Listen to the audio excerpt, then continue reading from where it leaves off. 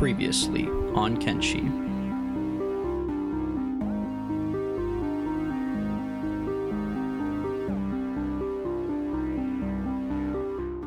Welcome back, everybody. Today's episode is very special because if you remember, we started out this journey as a slave in the Holy Nation camp of Rebirth. After experiencing it firsthand, we set out with the goal to destroy slavery, which meant destroying the Holy Nation. So we partnered with Mole and the Flotsam Ninjas. But even destroying the Holy Nation wasn't enough to stop the slavery, because unfortunately there are still slave traders dotted throughout the game who work through a protective union known as the Traders Guild. So we put an end to that too. But of course, the Traders Guild was also protected by the United Cities, which meant that we had to put an end to them too. Why are we running in the desert? Because we have one more pro-slavery faction to remove from the game: the Manhunters. But along the way, there are some slave camps that just haven't quite got the message yet, so we're going to teach them a lesson. Starting with the stone camp south of our base. And clearly, we weren't the only ones upset about this place, because even the bugs outside decided to have beef with them. At least that gave the slaves a chance to run while the guards were distracted. This isn't the first time we've used bug warfare to our advantage. The bugs made fighting this camp a lot easier. That, combined with our squad of snipers and our epic ninjas capable of doing high flying kicks, meant that this camp wasn't ready for us. Ultimately, it was a pretty quick fight with no losses. Of course, just beating up the guards isn't enough. We can't forget about the noble who's hiding in his little hut. After breaking in, he was basically instantly put down with a simple throat chop. With him defeated and the camp liberated, we were free to rest on their bedrolls. Once we were rested up, we hit the road again, running further south to the next slave camp. And to no surprise, we were attacked immediately. What does he mean by this anyway? People like you.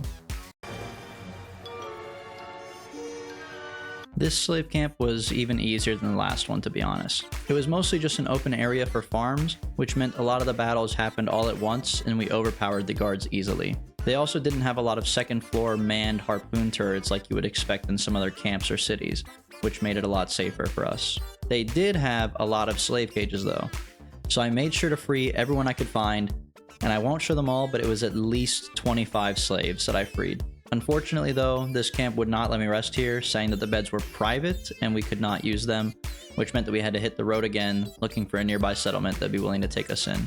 Unfortunately, our next stop was just below the previous camp we hit, so we didn't really find anywhere to rest on the way over. The only thing I found was God's most hideous creatures, but it was with one of the most beautiful backdrops. After walking past those abominations, we could see the camp coming into sight in the distance.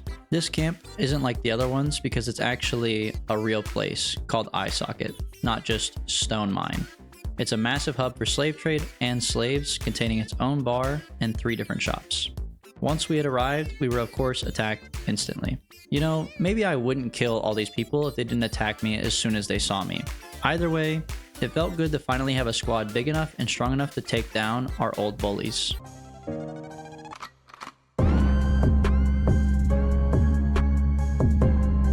The fight itself wasn't too difficult, although this was a really big camp. And of course, we can't forget the noble, who was always hiding in their little house. While our army dealt with him, I sent mOnke over to free the rest of the slaves that had been trapped here. Once again, we were not allowed to rest here either, so we had to start heading to the nearby way station to heal up. Hey guys, sorry for interrupting the video. I just want to say thank you so much for all the support on the channel so far. I'm extremely thankful. I never thought I would get this far. Appreciate all the support. If you want to support me more, check out some Dog Booties merch below so I can feed this little boy right here. After a lot of micromanaging and putting people in beds, our squad was fully restored and ready to hit the next location, which was a nearby slave market. Of course, this also meant being shot by a death laser from the sky and getting attacked by guerrilla bandits. After being threatened by the guards, we used the power of levitation to kill off the harpooners. With the harpooners gone, we moved on to the nearby barracks and removed any remaining fighters. With the majority of their fighters killed, we easily overran the camp. And of course, as always, make sure you kill the noble. And free any remaining slaves from the market. And with the market cleared, we can commence our final step of attacking the Manhunters. Upon arrival, we could just barely see the Manhunter base in the distance, but as we crested the hill before us, the base came more and more into sight, revealing the dozens of barracks that we were going to have to fight. Not being one for a subtle entry, I attacked 2 front guards right away, which awakened the other guards sleeping in the barrack beside them. This behavior continued on, waking up 1 barrack at a time and fighting them throughout the night and all the way into the morning, never letting up the pressure even if some of the Manhunters were crawling away. Unfortunately, this place doesn't have a noble or any other special characters in charge, so I just made sure that every building was empty, hoping that would be enough. After kicking the corpses of the Manhunters to make sure they were dead, we bandaged up our wounds and began our long journey home. Of course, everyone was happy with today's work. I mean, we put an end to all of slavery in Kenshi. Isn't that amazing? Well, yes.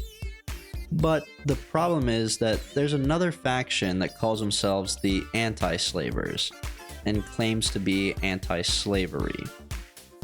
And although we did this for a good cause and out of the kindness of our hearts, we can't possibly let another faction take the credit for our actions. This meant we would have to go have a chat with them. So while we rested once again, we plotted a route to the mountains of Stobe's Gamble. Slavery is an important key factor to the majority of Kenshi's economy, as it fuels almost all farms and stone camps. So as expected, the anti-slavers are forced to live as outcasts on top of a mountain in the middle of nowhere. But that won't stop me from walking up there and giving them a piece of my mind. Like I mentioned, the anti-slavers are nestled on top of this mountain, behind a balcony armed with harpoons. There's a couple shops and some guards that roam around, but the biggest deal here is their leader, Tin Fist. And if you talk to him, he will basically explain that he's a robot Gandhi and believes in not hurting anybody, which is probably why they haven't done anything about the slavery in the world up until now. Now, there wasn't any dialogue options for him to bow down and pledge allegiance to me, so I guess we're just gonna have to force him by engaging in hand-to-hand combat.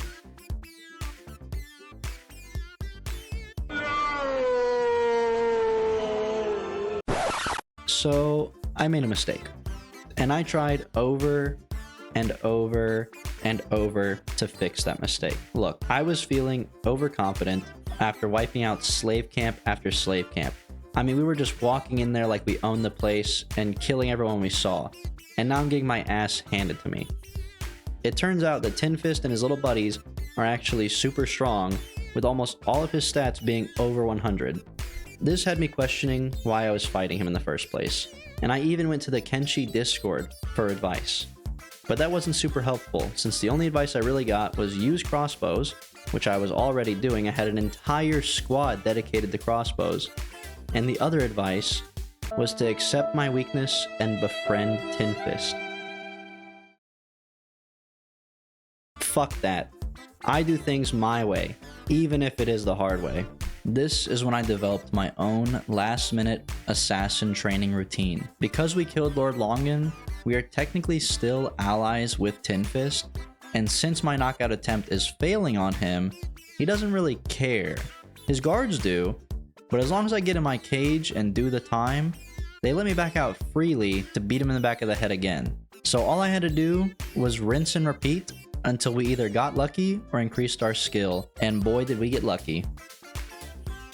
And with our strategically placed army, everything was going according to plan, except for the fact that they chopped my arm off and I dropped them earlier. So I had to go back with a different character and pick up Tin Fist before he woke up so that we could start the long journey back home. While I traversed the lands with Tin Fist on my back, I had the squad follow close behind, but I didn't want to actually slow down my main runner.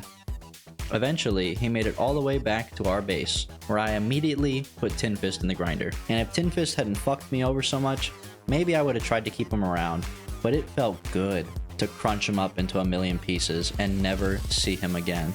And there you have it, folks. With the slave camps destroyed and anyone who would oppose us removed, we have become the true anti-slavers and have removed slavery from the world once and for all. I hope you enjoyed. Don't forget to like and subscribe, and have a great day.